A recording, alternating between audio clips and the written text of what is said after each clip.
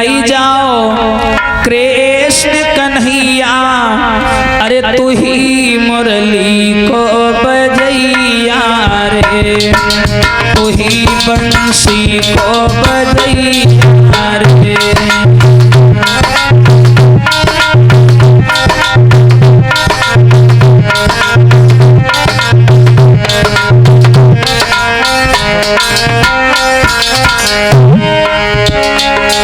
अरे आई जाओ कृष्ण कन्हैया, तू ही मुरली को बजैया रे, तू ही बंसी को बजैया रे।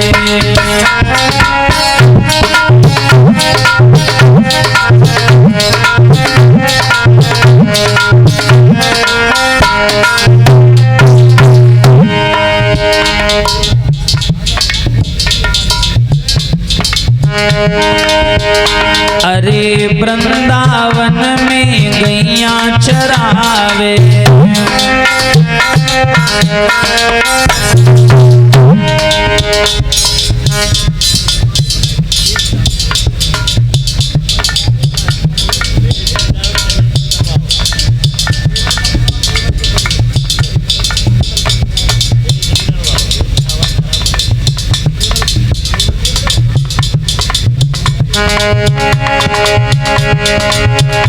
अरे वृंदावन में गैया चरावे,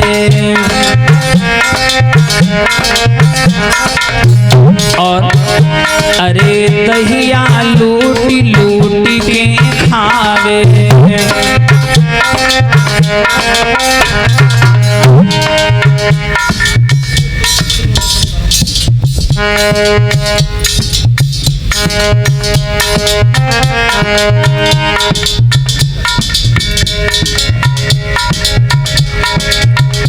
अरे रोज चरावे गैया, तू ही मुरली को बजैया रे, तू ही बंसी को बजैया रे।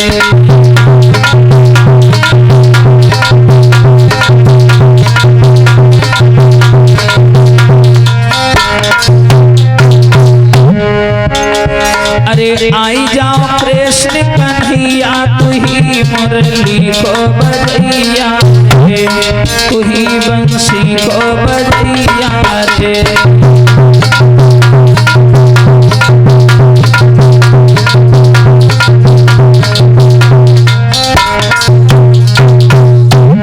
बोलिए सच्चिदानंद भगवान की।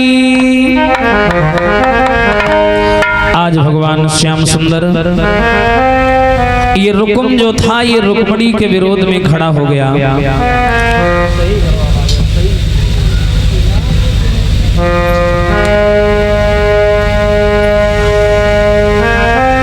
और विरुपक्ष में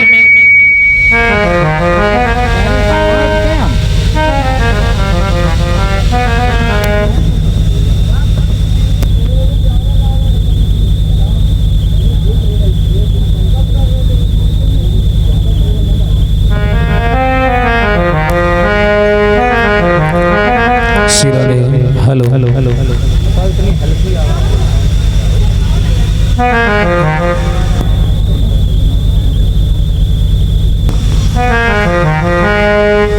श्री राधे, जय श्री राधे। अब ये रुकुम दरबार में पिता से लड़ने के बाद चला, और चलने के बाद में ये आया कहाँ? रुक्मणी के पास।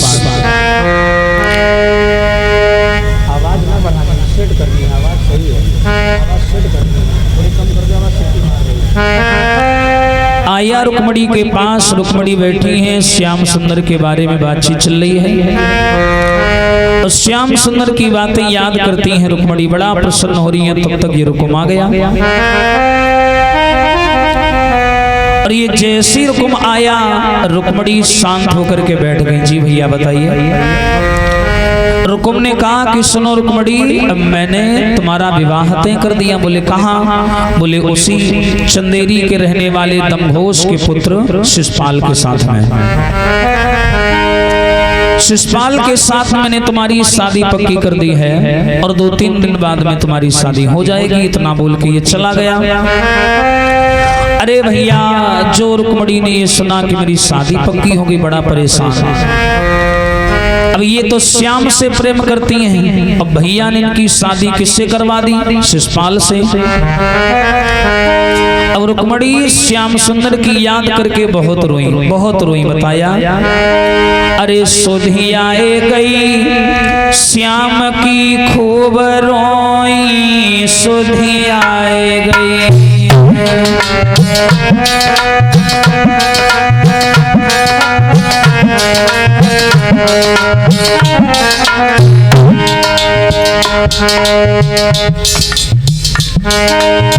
अरे सुधियाए गई कन्हैया की खूब रोई, सुधियाए गई।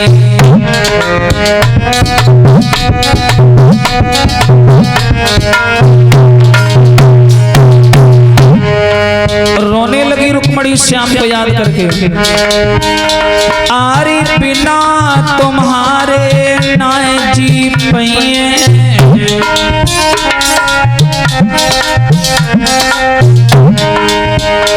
और जीते जी चंदेरी ना जई हैं।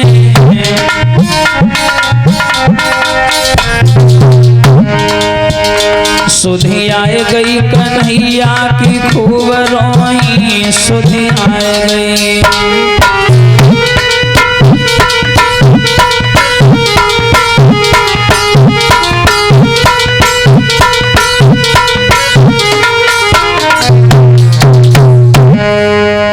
जब ये रुक्मणी को मालूम पड़ा कि मेरा सगा भैया मेरे रिश्ते में दीवार बन गया, मेरी शादी अपने साले से करवाने जा रहा है, अब रुक्मणी बड़ा दुखी हो गई। श्याम की याद करके रुक्मणी बड़ा रोए, बड़ा परेशान। बोली, बताओ, मैं तो श्याम को प्रेम करती हूँ, अब मेरा भैया मेरे और श्याम के प्रेम के बीच में दीवार बन गया, अब मैं कहाँ जाऊँ? बड़ा परेशान रुक्मणी विचार करती, मैं कैसे श्याम तक जाऊं? रोती हैं, चिल्लाती हैं, करुण क्रंदन करती हैं। और इधर उस रुक्म ने विचार किया, एक काम करें, इस पूरी कुंदनपुर में मैं ही अकेला ऐसा हूं जो श्याम के विरोध में खड़ा हूं। बाकी पूरा कुंदनपुर यही चाहता है कि कन्हैया ही इस कुंदनपुर के दामाद बनके आए, यानी रुक्मणी के पति बनके आए। इसने कहा, एक काम करते हैं, पत्र लिख करके सीधा भेज देते हैं और अपने साले साहब को बुलवा लें और रुक्मणी की शादी कर दें। इसने देर नहीं लगाई, पत्र लिख दिया। किसको? शिषपाल को। और उस पत्र में लिख दिया कि देखो, यहाँ आना तो कायदे में आना, पूरी सेना लेकर के आना, क्योंकि यहाँ दूल्हा है दो, नारी है एक, क्योंकि हम चाहते हैं कि तुम हमारी बहन के पति बनो और पिताजी चाहते हैं कि कन्हैया पति बने। लड़ाई पक्का होगी, इसलिए कायदे में आना, सेना लेकर के आना। अब इसने पत्र लिखा और भेज दिया। भैया जैसे शिषपाल को ये पत्र मिला, शिषपाल ने पत्र खोल करके पढ़ा, उसकी खुशी का ठिकाना ना रहा। वो इतना प्रसन्न हो गया कि उसने विचार किया कि मेरी शादी रुक्मणी के साथ में, और ये बड़ा खुश हुआ। और उसने सेना सजाई और दूल्हा बनकर के ये कुंदनपुर की ओर चल दिया। और जैसे ये कुंदनपुर की ओर चला, कौरवपति दुर्योधन को साथ में लिया, अपने मौसी के लड़का दंतवक्र को लिया। पूरी सेना लेकर के इसने पूरे कुंदनपुर को चारों ओर से घेर लिया। और घेरने के बाद रुक्मणी को जैसी सूचना मिली कि मेरे भैया नहीं माना, इसने अपने साले को बुला लिया। अब रुक्मणी बहुत रोई, बोली अब क्या करें? ये नैया किनारे लगा दो कन्हैया, लगा दो कन्हैया।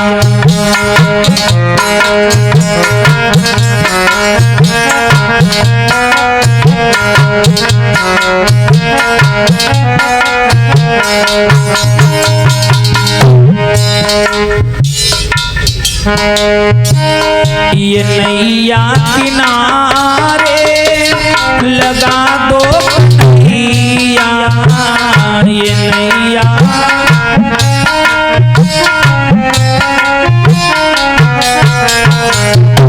हमको भी अपना बना लो कन्हैया, बना लो कन्हैया।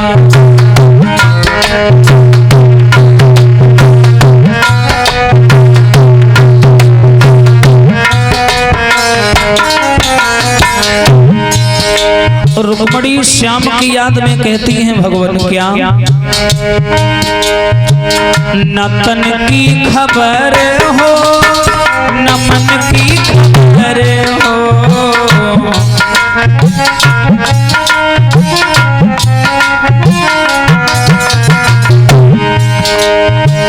न तन की खबर हो न मन की खबर हो, न तन की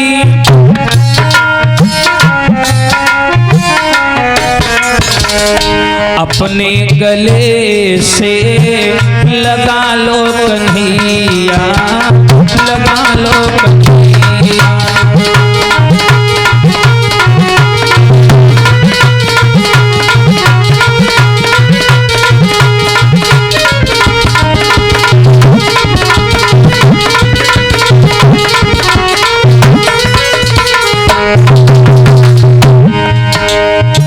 ये नैया किनारे लगा दो कन्हैया, ये नैया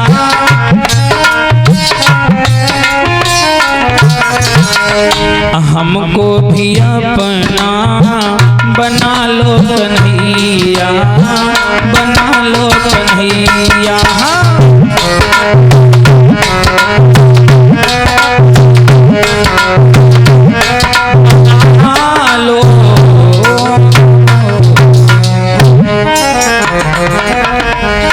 अब रुक्मणी बेचारी कहीं की ना बची, अब विचार कर रही है मेरा भैया नहीं माना, इसने अपने सगे साले को मेरे लिए बुलवा लिया। अब भैया इसका साला भी आ गया रुक्मणी के भाई का, इसने पूरे कुंदनपुर को चारों ओर से घेर लिया। अब रुक्मणी बिलबिलाने लगी, बोली मैं कैसे श्याम तक पहुंचूंगी, कैसे श्याम के साथ जाऊंगी, अब मैं कहीं की ना बची, बड़ी परेशान, कल शादी है परसों विदाई है और मैं इसके साथ जाना नहीं चाहती, मैं श्याम से प्रेम करती हूँ, कैसे श्याम के पास में जाऊं, मेरी कुछ समझ नहीं आ रहा। वही ब्राह्मण देवता जो बचपन में आए थे भिक्षा मांगने, वही ब्राह्मण देवता अचानक से गलियों से निकले, आवाज लगाई भिक्षाम देही। रुक्मणी ने आवाज सुनी, चट से बाहर आई, जवाब दिया पंडित जी आप आगे बहुत अच्छा लगा। क्यों क्या हुआ? अरे रुक्मणी हमने सुना है तुम्हारी शादी है, बड़ी खुशी की बात है, चलो कुछ खाने पीने को ले आओ, कुछ दान दक्षिणा दे दो हमें। रुक्मणी बोली काहे की शादी, जीवन की बर्बादी हो रही है, कुछ अच्छा थोड़ी हो रहा। क्यों? मेरा जो भैया है ना, हाँ ये अपने सगे साले के साथ मेरी शादी करने जा रहा। बताओ ऐसा कौन करता है? अपनी बहन की शादी वो सगे साले के साथ में कर रहा है। उससे अगर पूछो कि ऐसा क्यों करते हो तो वो कहता है इसमें बुराई क्या है, उसने अपनी बहन हमें दे दी, हम अपनी बहन उससे दे देंगे, वो हमें जीजा कहेगा हम उससे जीजा कहेंगे, बराबरी का रिश्ता चलेगा। अच्छा वैसे समाज के लोगों जीजा शब्द बड़ा बढ़िया है, बहुत से लोग होंगे अंदर लड्डू फूट रहा होगा जो जीजा होंगे, हाँ हो सकता आए भी हों। जीजा शब्द बड़ा अजीब है, जीजा कोई मरा धरा हो कि तो जीजा, हाँ बहुत समय पहले जीजा को एक बड़ा सम्मानजनक शब्द बोला जाता था बहनोई साहब, अब बहनोई से हो गया जीजा। शहर में चले जाओ, शहर में बहनाएं जीजा को बुलाती हैं जीजू, और कुछ दिन बाद कहेंगी जूजू। हाँ ये कम होता जा रहा है जीजा, बड़ा अजीब लगता है जीजा सुनने में, हाँ इतना गंदा शब्द। बहनोई साहब हो तो अच्छा भी लगता है, हाँ और कुछ भी बोले ये शब्द बड़ा खराब लगता जीजा, लेकिन हाँ सुनने वाले को है बड़ा खुशी मिलती है, लड्डू फूटते हैं मन में, फूले नहीं समाते हम जीजा। वास्तव में अब रुक्मणी ने पंडित जी से कहा कि पंडित जी मैं उसके साथ में विवाह नहीं करना चाहती और ना उसके साथ जाना चाहती हूँ। पंडित जी बोले कोई बात नहीं है, तो तुम किसके साथ जाना चाहती हो? बोले हम श्याम से प्रेम करते हैं। बोले पागल है, अरे यहाँ से 750 कोस है द्वारिका, और ना तो तू कभी वहां गई और ना कन्हैया कभी यहाँ आया। तूने कहाँ देख लिया उसे? देखा है? कहाँ देखा? तो रुक्मणी बताने लगी पंडित जी को, क्या? मैंने सपने में श्याम को देखो है, सुनो पंडित जी।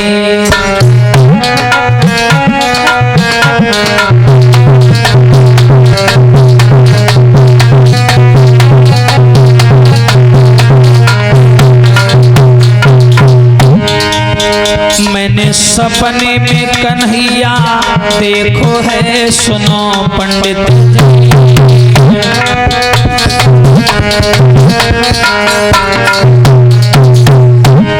मैंने सपने में देखा है भगवान को। अच्छा, सपने में? हाँ। बिटिया सपने कभी अपने नहीं होते हैं, मेरे वाले होते हैं, तुम्हारे पता नहीं। अच्छा, सपने में देखा है या कोई बात भी हुई है ना? क्या? आरी कही गए श्याम चिट्ठिया भिजवैयो,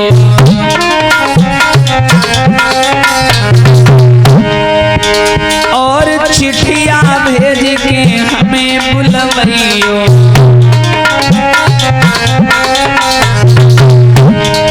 भगवान कन्हैया सपने में आए और सपने में आकर के कह रहे थे अगर कोई समस्या हो, कोई परेशानी हो, एक पत्र भेज देना। लेकिन मैं क्या करूं, चारों ओर सेना लगी है, कौन ले जावे मेरो संदेशो है, सुनी पंडित जी।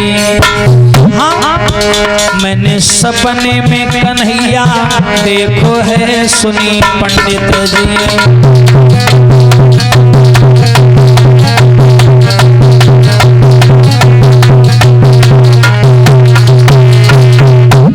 मैंने सपने में भगवान को देखा। सपने में? हाँ। रुक्मणी बोली कन्हैया कह रहे थे अगर कोई समस्या हो, कोई दिक्कत हो, कोई परेशानी हो तो पत्र लिख करके भिजवा देना और मैं आऊंगा और आकर के तुम्हें ले जाऊंगा। हाँ। जो ये शब्द सुने हैं पंडित जी बोले बिटिया तो हम क्या करें? पंडित जी तुम ब्राह्मण आदमी हो और झोली ओली लिए रहते हो, है ना? तो एक काम करो, हम तुम्हें पत्र लिख करके दे दे और वही पत्र लेकर के तुम द्वारिका चले जाओ। पंडित जी बोले हे राम, द्वारिका 750 कोस द्वारिका, और मेरा बढ़ापे का शरीर कहीं 2 मिनट खड़ा हो जाता हूँ, टांगे कांपने लगती हैं। 750 कोस में कैसे जा पाऊंगा? ना मेरे बस का नहीं है। रुक्मणी बोली मान जाओ ना, चले जाओ ना, तुम्हारे अलावा कोई सहारा नहीं है। अगर मैं कन्हैया के पास पहुंच गई ना तो मैं माला माल कर दूंगी। मेरे कन्हैया के पास बहुत धन दौलत है। अब जो पंडित जी ने सुना लालच में आ गए, बोले बात तो सही है, कलूटा के पास पैसा तो फिर खूब है। हाँ ठीक है बेटिया, चला तो जाऊंगा लेकिन अब बहुत दूर है। अरे पंडित जी, उनका नाम लेकर के लोग जाने कहां से कहां पहुंच जाते हैं और तुम द्वारिका नहीं जा पा रहे हो। पंडित जी बोले चलो अच्छा, ये मौका दोबारा नहीं मिली है। हाँ चलो ठीक है, तुम लिख लाओ, पत्र लिख लाओ, हम यहीं खड़े हैं और हम लेके चले जाएंगे। अब रुक्मणी अंदर आई और पत्र लिख रही है श्याम के लिए। कैसे? अरे खत लिखती रुक्मिणी नारी, कब सुधी ले हो मुरली वाले।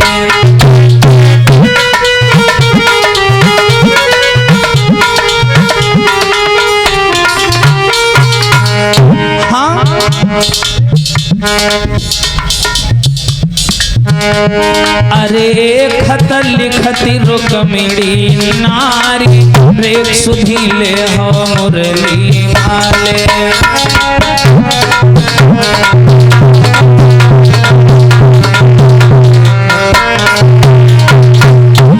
रुक्मिणी रुक्मणी पत्र लिख रही है कन्हैया के लिए, रुच रुच के लिख रही है, कहीं कुछ गड़बड़ ना हो जाए। हे श्याम जल्दी आओ, हमें ले जाओ, मेरा भैया अपने सगे साले के साथ मेरी शादी करने जा रहा है। मेरे भैया ने पुरो कियो है, हाँ, और शिशुपाल बुलाई लियो है।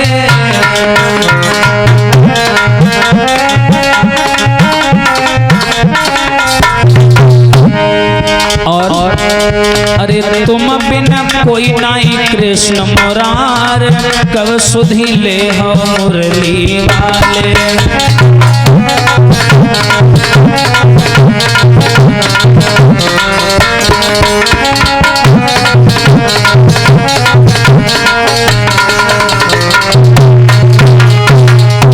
अब रुक्मणी जी ने पत्र लिखा और ला करके पंडित जी को दिया। ले पकड़ो और सुनो, खोल के ना पढ़ना इसमें हमने क्या क्या लिखा है। हाँ ले जाओ और सुनो, कन्हैया को लेके आना, अकेले ना आना। पंडित जी बोले त्या खाओ बयाना तो ले लेना है। अब 750 कोस द्वारिका पता ना पहुंची कि ना पहुंची, बीच में मरी जाए। और बिटिया भगवान के पास जाई रहे, मरी जाए भी तो भगवान तिर जाए भी, और ना ही तो जाई रहे भगवान के पास। और का चल दिए पंडित जी पत्र लिखे। अब रुक्मणी बड़ी खुश है और रास्ता में यही कह रही, भगवान पंडित जी का कुछ हो ना, पंडित जी का इसना बुखार उखार आ जाए, बीच में मरी जाए, पंडित जी को कुछ हो ना, बस पहुंच जाए। अब ब्राह्मण देवता चले और चलने के बाद में मैनपुरी तक पहुंचे, जिसे प्राचीन काल में महान वन के नाम से पुकारा जाता था। महान वन के नाम से बुलाया जाता था। इसी महान वन को जब पंडित जी ने देखा, बोले वाह कितना सुंदर वन है। पंडित जी ने सोचा एक काम करें, थोड़ी दूर तो आ गए हैं पत्र लेके, अब यहाँ लेट के थोड़ा आराम कर लेते हैं, आगे की यात्रा बाद में करेंगे। का बोले पंडित जी, अरे दोपहरी बिलमाए ले जाई बगिया में, दोपहरी बिलमाए ले जाई बगिया में।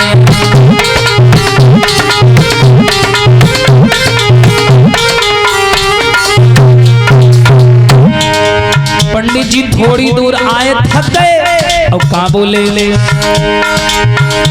अरे चलती चलती मोरी पैया पिरानी, चलती चलती मोरी,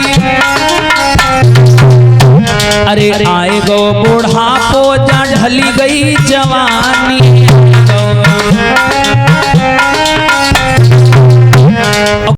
का बोले महाराज, कछु हरि गुण गाए, हाँ, अरे कछु हरि गुण गाए ले जाई बगिया में, दोपहरी बिलमाए।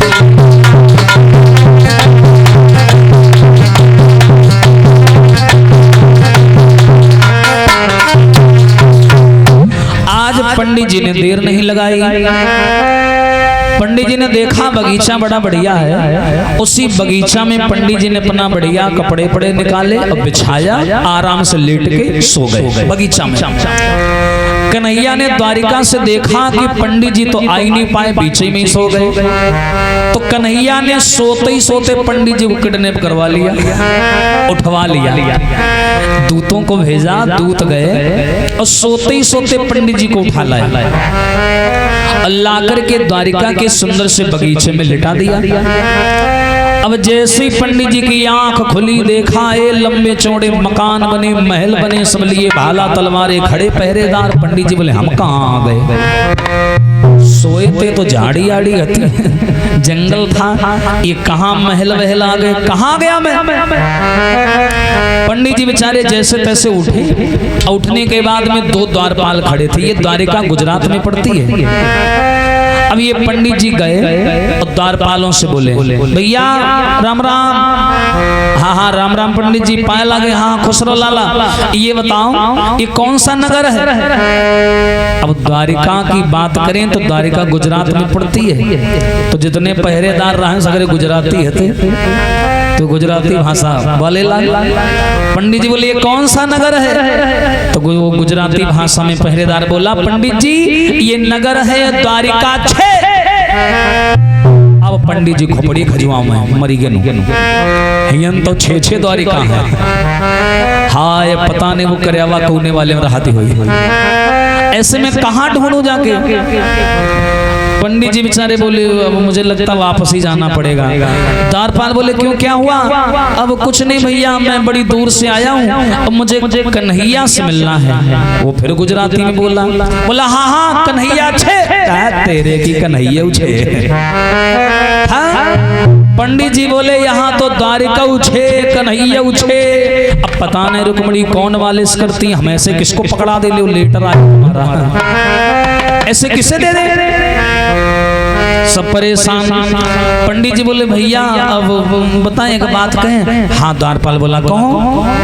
पंडित जी बोले वो मुझे कन्हैया से मिलना है जो वृंदावन से आया है, मोर मुकुट पहनता है, बंसी रखता है कमर में, वो वाला कौन वाली द्वारिका में रहता है ये बताओ। द्वारपाल आपस में बात करने लगे, बोले भैया हमें लगता है कि पंडित जी पूर्विया हैं, पूर्व से आए हैं इसलिए हम लोगों की भाषा समझ नहीं पा रहे। द्वारपाल बोले क्यों पंडित जी पूरब से आए हो? हाँ बेटा पूरब से आए हैं। हाँ, तभी तो खोपड़ी खुजला रहे हो तब से। अरे महाराज ये द्वारिका है, ये गुजरात है, आपके यहाँ है बोला जाता है और हमारे यहाँ है की जगह छह बोला जाता है, यानी द्वारिका है और कन्हैया है। पंडित जी कह लगे जाओ यार मूड खराब के दिन है, 2 घंटे में टेंशन में पड़े, पहले ही बता देते हम इतना परेशान ना होते।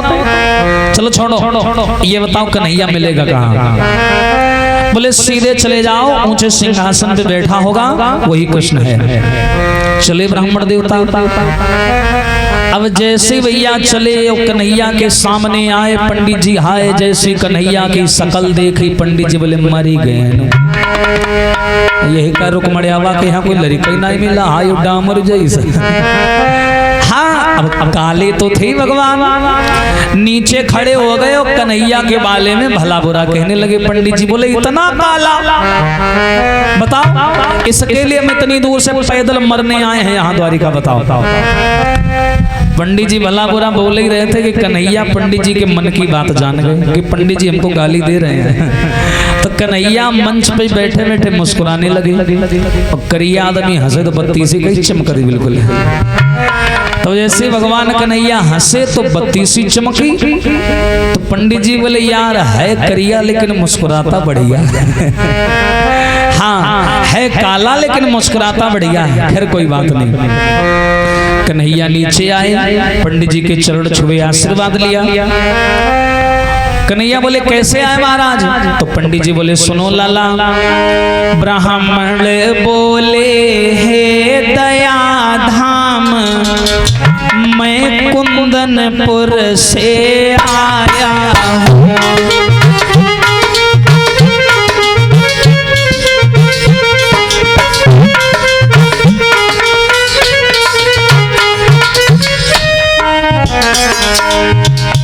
ब्राह्मण बोले हैं दया धाम और मैं कुंदनपुर से आया हूँ और रुक्मिणी चरण की चेरी है, बाकी प्रेम पत्रिका लाया हूँ।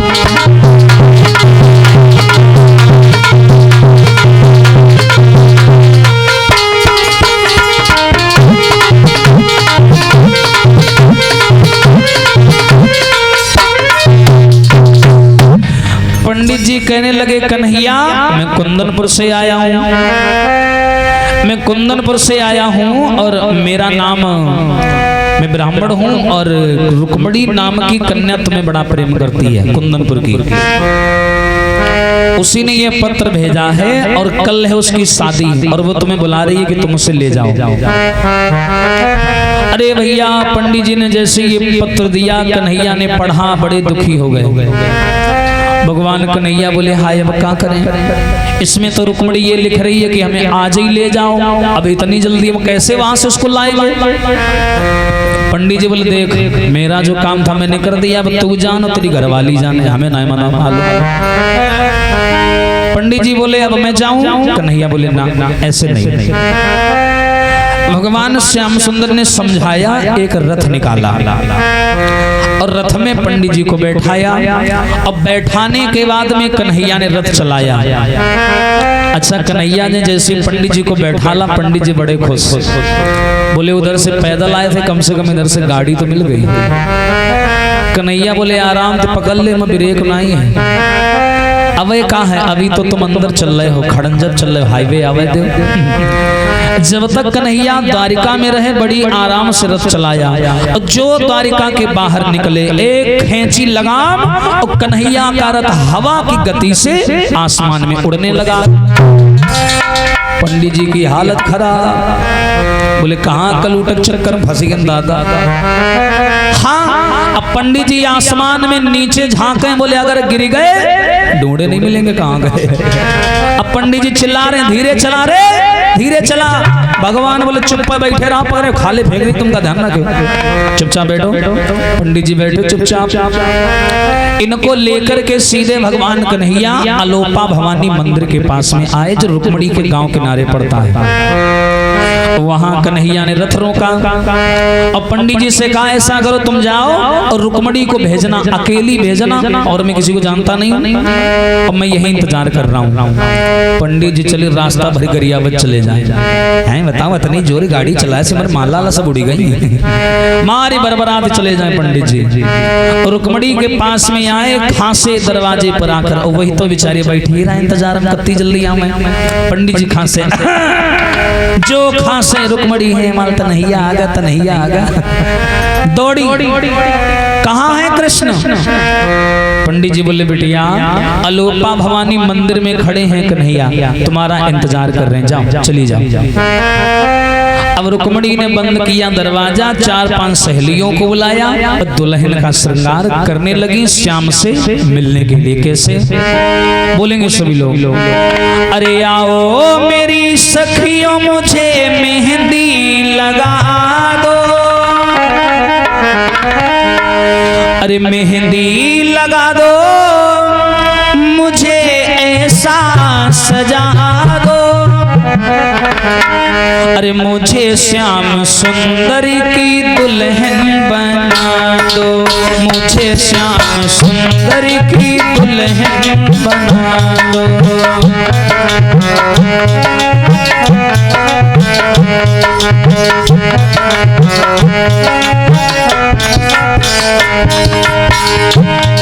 अरे आओ मेरी सखियों मुझे मेहंदी लगा दो,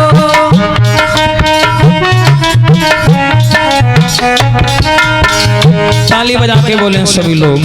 और कैसे रुक्मणी मिलने जा रही है, श्याम से तैयार हो रही है। अरे मेहंदी लगा दो, मुझे ऐसा सजा दो,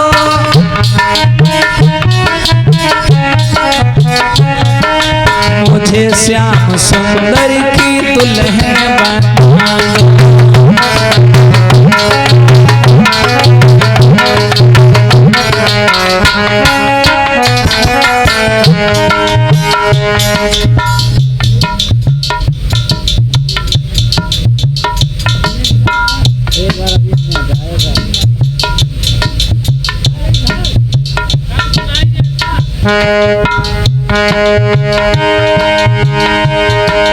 आओ मेरी सखी मुझे मेहंदी लगा दो,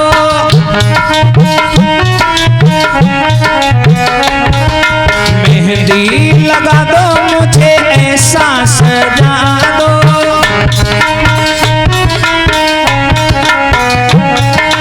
मुझे श्याम सुंदर की दुल्हन बना दो।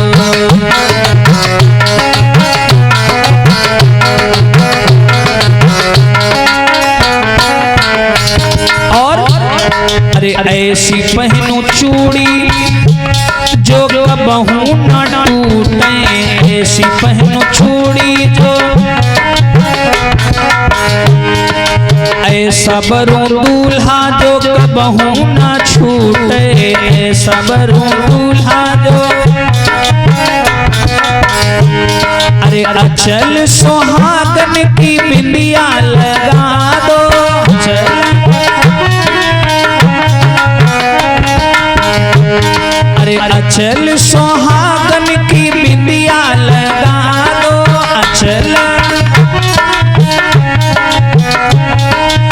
बिंदिया लगा दो मुझे ऐसा सजा दो बिंदिया, अरे मुझे श्याम सुंदर की दुल्हन बना दो, मुझे श्याम हरि बोल।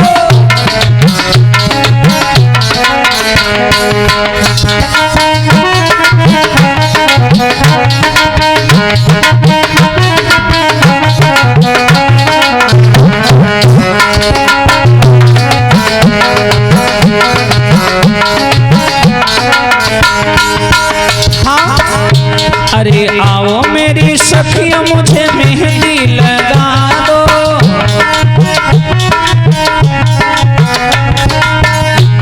अरे मेहंदी लगा दो मुझे ऐसा सजा दो मेहंदी, मुझे श्याम सुंदरी की दुल्हन बना दो,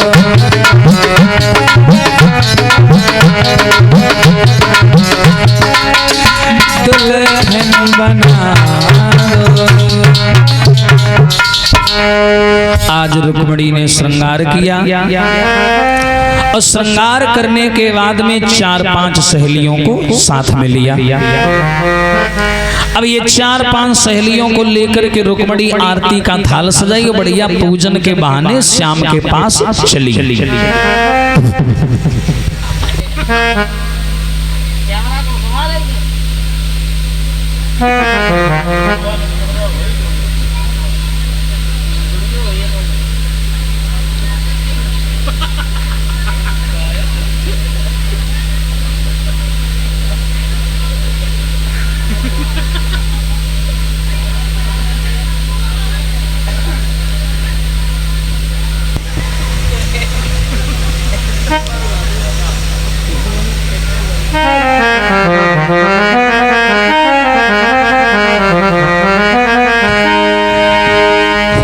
डरा गई बहुत पहाड़ी।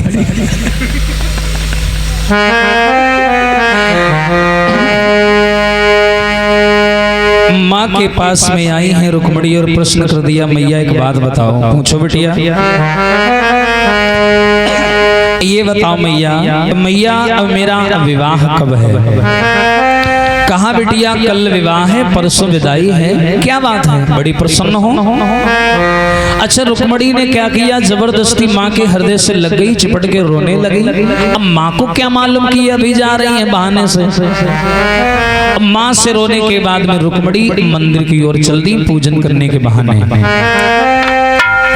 जैसी मंदिर के सामने आई, भगवान कन्हैया खड़े मंदिर पे, और जहां मंदिर पे कन्हैया खड़े, दूर से भगवान कन्हैया ने रुक्मिणी को देखा, दूर से। हाँ अच्छा रुक्मिणी सोचने लगी कि कन्हैया ने हमें सामने से तो कभी देखा नहीं है, कहीं ऐसा ना हो हमारे बलदे दूसरी को हाथ पकड़े ले चले जाए, हम यहीं रह जाए। रुक्मिणी ने दूर से हाथ हिलाया, हाथ में सोने का कंगन बंधा था। श्याम जान गए यही है राजा की पुत्री। पास में आए कन्हैया तो रुक्मिणी सामने गई और श्याम के सामने खड़ी हो गई। 4-5 सहेलियां थी रुक्मिणी के साथ। तो रुक्मिणी बोली ये क्या नाम है तुम्हारा? भगवान बोले मेरा नाम कृष्ण है। अच्छा कहाँ रहते हो? भगवान बोले सब जगह। तो रुक्मिणी गिरिया की सहेली रखे सिर रेखा का सब जगह रही थी। एक आदमी एक ही जगह तो रह सकता है, सब जगह कैसे रह सकता है? अब अच्छा उसे क्या मालूम कि भगवान तो सब जगह रहते हैं।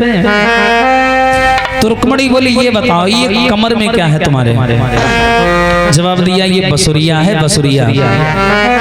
और रुक्मिणी बोली ऐसा करो बजाओ। भगवान बोले माफ करना, अगर हमने बजाई बसुरिया, चारों तरफ लगी है सेना, तोड़ डरी है बसुरिया। अरे ये हम 2 नंबर का काम करने आए, चोरी से तुम्हारा हरण करने आए हैं। कोई शोर मचाएंगे तो कोई पकड़ नहीं लेगा हमें। अच्छा रुक्मिणी बोली कोई बात नहीं, अगर बंसी नहीं बजा रहे हो तो कम से कम बंसी का भेद ही बता दो। भगवान बोले हाँ ये बता सकता हूँ, सुनो। कुबेर घड़ा में एक बांस जमो, और मैंने बंसी के नाम कटाए धरी है। शेष ने काटी महेश सन पौड़ी और ब्रह्मा ने सनकादि करी है, और तुम सो मांगी रही देखन को, और मेरी अरबन खरबन की बसुरी है। इतनी बड़ी वंशी है मेरी, ध्यान रखना। चलो सारी बातें छोड़ो, हाथ लाओ इधर। रुक्मणी ने हाथ बढ़ाया, कन्हैया ने पकड़ा, रथ में बैठाया, लेके चल दिए। और जैसे ही कन्हैया रुक्मणी को लेके रथ में बैठा के उड़े, हाय वे सहेलियां पांव पट गए, हाय कर्यावा लेगा। हाँ, सब चिल्लाने लगी, बोली हाय ले गया ले गया ले गया। अब भगवान कन्हैया रुक्मणी को लेके चले आए। अब ये लड़कियां बड़ा परेशान, रोएं चिल्लाएं, हाय अब क्या होगा। एक कहने लगी, हमने पहले ही कहा था इस करिया की नीयत ठीक नहीं है, तो वह तो यह बतलाते रहे ठाड़े ठाड़े। हाँ, दूसरी बोली चुप रहो, अच्छा हुआ चली गई। क्यों? तुमने देखा नहीं? क्या देखा? वो अपने मर्जी से गई है, कोई उनको खींच के थोड़ी ले गया है। जब कन्हैया ने उनको बैठाला, वही पायो नहीं फड़फड़ाए, यहाँ नहीं कहने की बचा ले, मुंह तो खोले रहा है। इसलिए वो अपनी मर्जी से गई, ज्यादा चक्कर में ना पड़ो।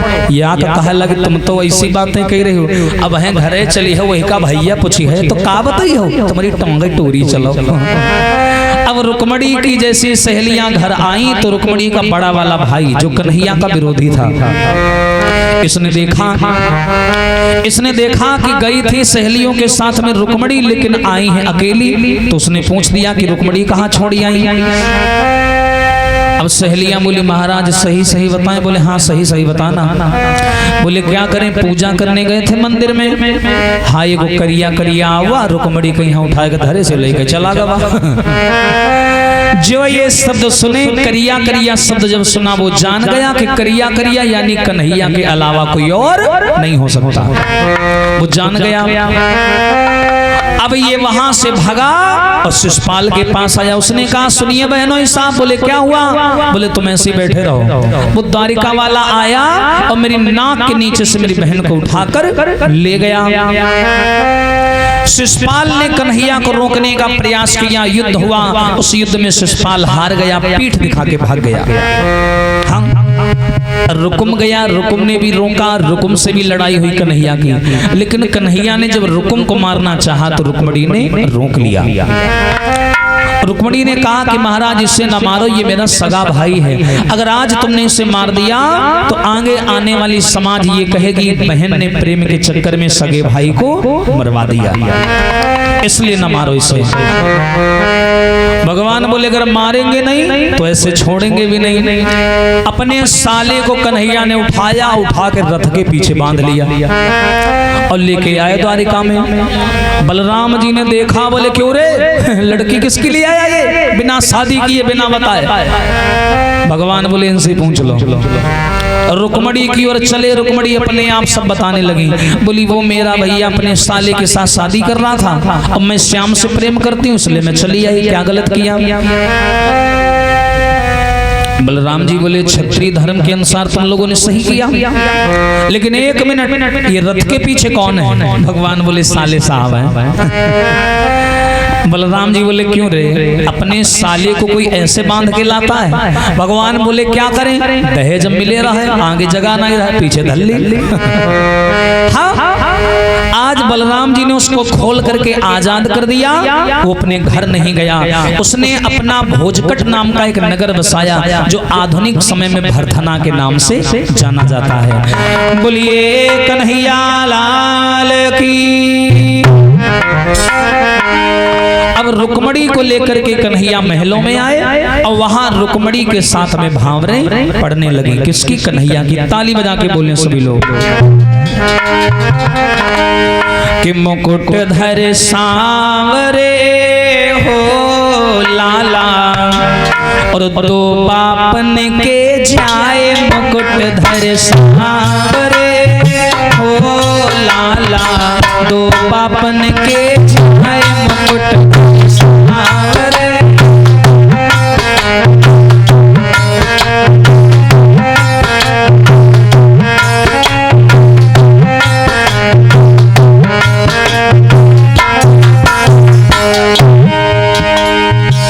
रुक्मणी की कन्हैया की भामरें पड़ रही हैं। अब याद करिए, रुक्मणी की ना माँ है, ना भाई है, ना बहन, सब छूट गया। हाँ, इसलिए जो द्वारिका की नारियां हैं ये रुक्मणी का पक्ष ले रही हैं और रुक्मणी की माँ का रोल निभा रही हैं। कन्हैया को गालियां दे रही, जो शादी में नहीं दी जाती गालियां। कैसे? मुकुट धर सांवरे हो लाला, दो बापन के जाए मुकुट धर सांवरे।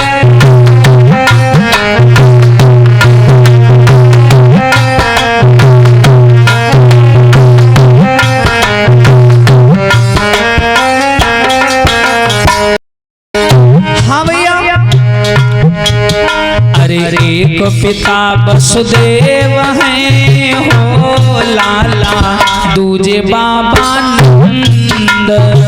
एक पिता वसुदेव हैं हो,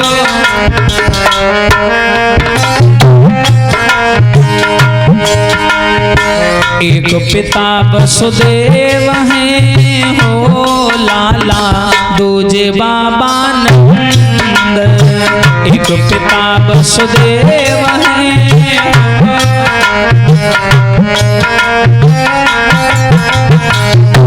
मुकुट धर सांवरे हो लाला, दो बापन के जाए मुकुट सांवरे।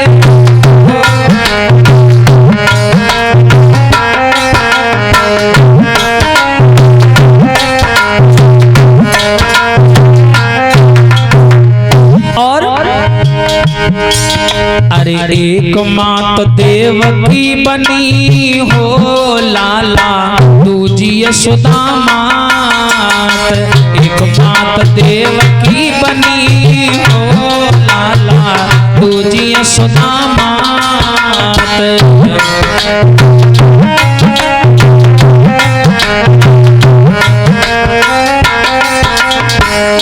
मुकुट धर सांवरे हो लाला, दो बापन के जाए मुकुट धर सांवरे हो लाला।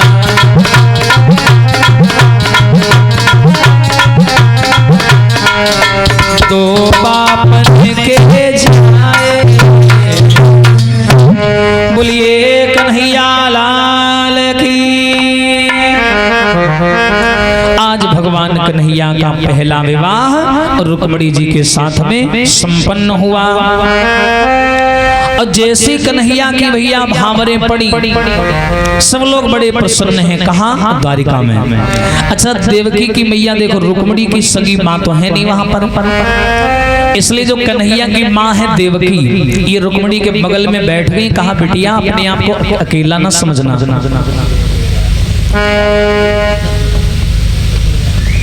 और उन्नाव से पधारे हुए सम्मानी भक्त लोग ये मिष्ठान और 51 सादर सुमन भेंट कर रहे हैं। परमात्मा से आशीर्वाद की कामना, यश कामोधन लंबी आयु हो।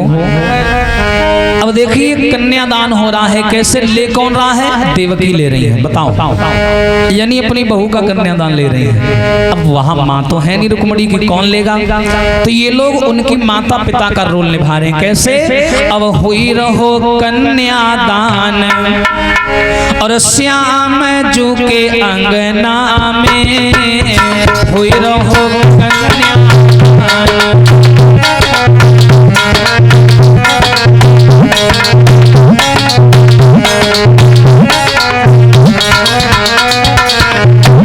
अरे हुई रहो कन्यादान, श्याम जू के अंगना में, हुई रहो कन्यादान।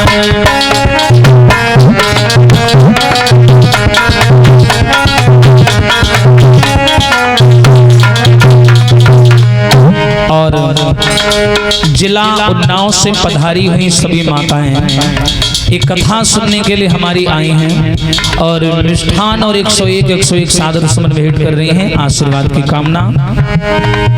और भैया, अरे सुनी के खबरिया ब्रह्मा जी आए,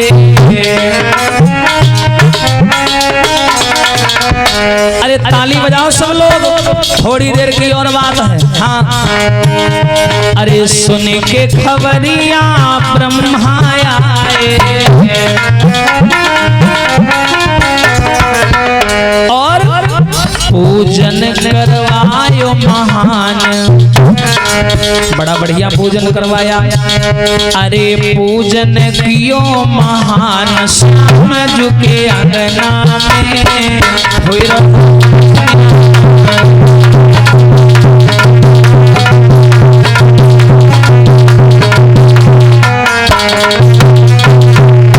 अरे हुई रहो कन्यादान, श्याम झुके अंगना में हुई रहो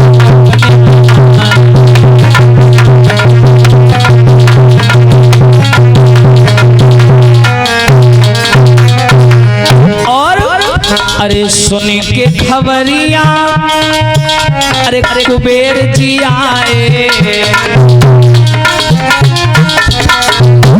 और अरे सुन के खबरिया अरे कुबेर जी आए और कुबेर ने क्या किया? अरे खूब लुटायो दान, हाँ अरे खूब लुटायो दान, श्याम झुके अंगना में।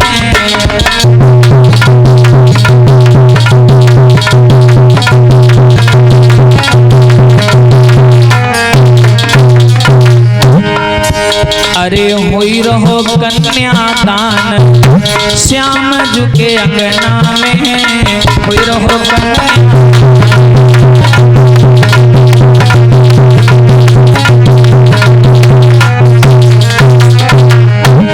कौन कौन आ रहा है? ताली बजा के बोले सभी लोग दे हो। अरे सुन के खबरिया और नारद जी आए, अरे सुन के खबरिया नारद जी आए और नारद ने क्या किया? अरे रुक्मिणी को कियो रुक्मिणी को कियो सम्मान, श्याम झुके अंगना में।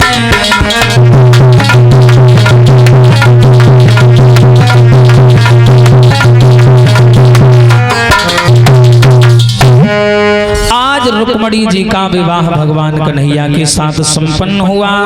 बोलिए सच्चिदानंद भगवान की। आइए ध्यान देना, बताते हैं भगवान कन्हैया का प्रथम विवाह रुक्मिणी जी के साथ में। और सारे विवाह विस्तार से तो नहीं सुना पाएंगे, बहुत समय चाहिए। प्रथम विवाह रुक्मिणी जी के साथ में कन्हैया का, और दूसरा विवाह भगवान कन्हैया का सत्राजित की बिटिया सत्यभामा जी के साथ में हुआ। तीसरा विवाह भगवान कन्हैया का जामवंत की बिटिया जामवंती जी के साथ में हुआ। चौथा विवाह भगवान कन्हैया का सूर्यपुत्री कालिंदी के साथ में हुआ। पांचवा भद्रा के साथ में हुआ। छठवां सत्या के साथ में हुआ। सातवां मित्रविंदा जी के साथ में हुआ। आठवां लक्ष्मणा जी के साथ में हुआ। ये 8 भगवान कन्हैया की पटरानियां थी। 8 पटरानियों का मतलब होता है कि सब रानियों में जिसे सबसे ऊंचा दर्जा मान प्राप्त हो उन्हें बोलते हैं पटरानियां। समय व्यतीत हुआ, 8 पटरानियां हैं। बताते हैं पृथ्वी मैया का जो लड़का था माताओं, जिसका नाम था भौमासुर, जिसे नरकासुर भी बोला जाता था। इसने क्या किया? अपने यहाँ 100 बताते हैं 16,100 बेटियों को कैद करके रखा था इस नरकासुर ने। 16,100। भगवान कन्हैया गए सत्यभामा जी को लेकर के इसको मारा, और मारने के बाद में सब लड़कियों को गुफा से बाहर निकाला और सब लड़कियों से कहा ऐसा करो तुम सब अपने अपने घर जाओ। लड़कियों ने उत्तर दिया है श्याम, कोई लड़की 5 साल से लापता है, कोई 10 साल से लापता है, हमारे घर वाले हमें स्वीकार नहीं करेंगे। ऐसा करिए आप ही हमें स्वीकार कर लीजिए, क्योंकि श्याम हमारा जो जीवन है ना अब कलंकित हो चुका है। हम लोग कहीं भी जाते हैं तो ये समाज हम बेटियों को बड़ी बुरी नजर से देखता है। इसलिए आप ऐसा करिए, हमें स्वीकार कर लीजिए, क्योंकि अब दुनिया में हमें कोई स्वीकार करने वाला नहीं है। विचार करिए। अच्छा, जो भगवान श्याम सुंदर के ऊपर आरोप लगाते हैं कि उसने इतने विवाह किए, अच्छा बड़ी साधारण सी बात है कि भगवान कन्हैया के बारे में बताया गया कि ऐसी नारियां जिन्हें कोई भी अपनाने को तैयार नहीं था, जिन्हें कोई अपनाना नहीं चाहता था, उन्हें भगवान कन्हैया ने अपनाया, कुछ बुरा नहीं किया। आज के टाइम किसी से कह दिया जाए कि तुम्हारी जिससे शादी हो रही है वो पहले 2-2 महीने गायब रही, तो आप लोग सोच के बताओ क्या वो शादी करेगा? नहीं करेगा। ऐसी नारियां जिन्हें कोई भी स्वीकार करने को तैयार नहीं था, उन्हें स्वीकार किया कन्हैया ने। 16,100 लड़कियों के साथ में भगवान ने विवाह किया। अब कितनी हो गई? 16,108। इतनी तुम्हारे गांव जनसंख्या नहीं है। हाँ, इतनी उनकी पत्नियां थीं। लेकिन एक बात और ध्यान रखना, आज के नरों से एक नारी न संहारी जात, वहां श्याम सुंदर के इतनी घरवारी है। लक्षण अवतारी के याही से प्रकट होत, इतने पर भी श्याम सुंदर बाल ब्रह्मचारी है। बोलिए कन्हैया लाल की। आइए बोलेंगे सभी लोग ताली बजा करके भाव से। फिर देखते हैं सुदामा चरित्र की ओर, बड़ा आनंद आएगा। मिलके बोलेंगे सभी लोग। कि नैना लड़ी गए पाके बिहारी से, नैना लड़ी गए।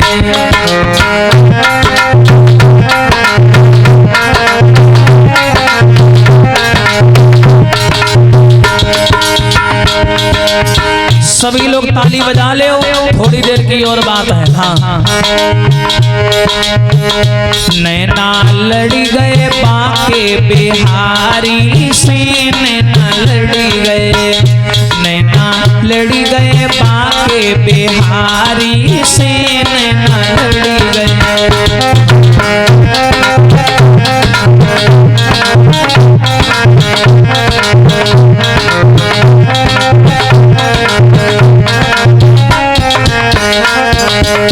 और ताली बजा के बोले सभी लोग भाव से, ऊंचे ऊंचे हाथ करके। हाँ, और देखिए कैमरा चल रहा है, ताली बजाओ, बेइज्जती हो जाती, तुम लोग ताली नहीं बजाते हो। नैना लड़ी गए बाके। अब विचार करिए, इतना बड़ा YouTube चैनल है, वहां ये सारी वीडियो पड़ेंगी, लाखों करोड़ों लोग देखते हैं। हाँ, आपके गांव के मान सम्मान की बात है, ताली बजाएं, जय हो। नैना लड़ी गए बाके बिहारी से, नैना लड़ी गए। हाँ, नैना लड़ी गए बाके बिहारी से, नैना लड़ी गए।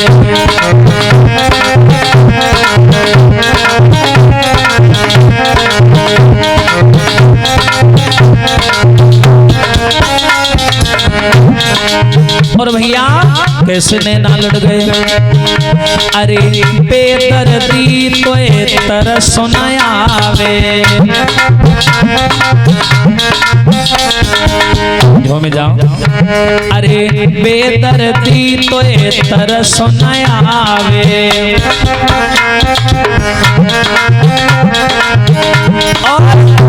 अरे घायल करी मेरे मन को जलावे।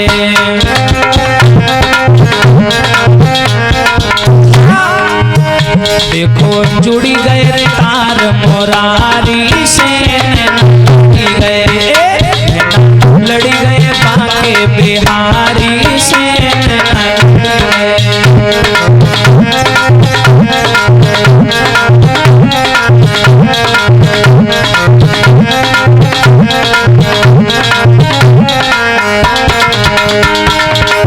बोले सभी लोग। नैना लड़ी गए बाके बिहारी से, नैना लड़ी गए, नैना लड़ी गए बाके बिहारी से, नैना लड़ी गए।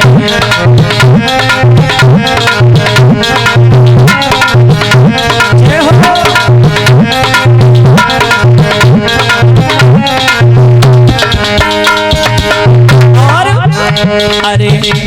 धन है तेरी मात यशोदा, अरे धन धन है तेरी मात यशोदा। और हम परी गए फंद मोरारी के, नैना लड़ी गए, नैना लड़ी गए बाके बिहारी से, नैना लड़ी गए।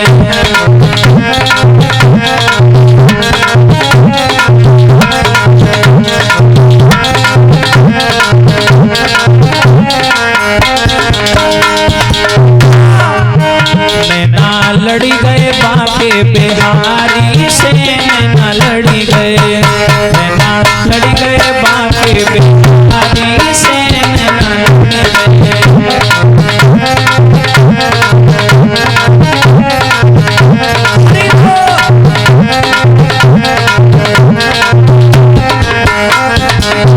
और भैया अरे वृंदावन से मथुरा आयो, और अरे मामा को तूने मारी गिरायो।